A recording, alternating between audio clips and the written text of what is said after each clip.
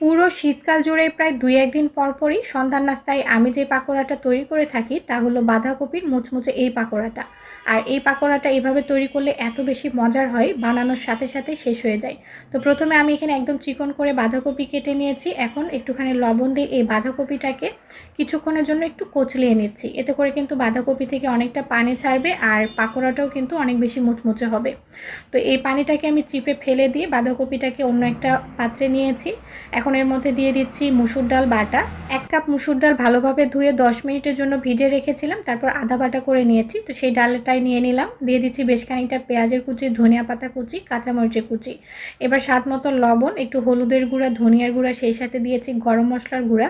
তো গরম মশলার গুঁড়াটা কিন্তু অবশ্যই দিবেন। এরপর আদা রসুন বাটা, বেশ খানিকটা শুকনো মরিচের গুঁড়া দিয়ে দিলাম। আর এই পাকোড়াটা কিন্তু একটু ঝাল ঝাল খেতে বেশি মজার হয়, এজন্য কাঁচামরিচ এবং শুকনো মরিচ দুটোই আমি একটু বেশি পরিমাণে দিয়েছি বাইন্ডিংয়ের জন্য। এখন এখানে চালের গুঁড়া দিয়ে এই সব কিছুকে ভালোভাবে মিক্স করে নিচ্ছি। আর আপনারা চাইলে চালের গুঁড়ার পরিবর্তে এখানে বেসন অথবা কর্নফ্লাওয়ারও ইউজ করতে পারবেন।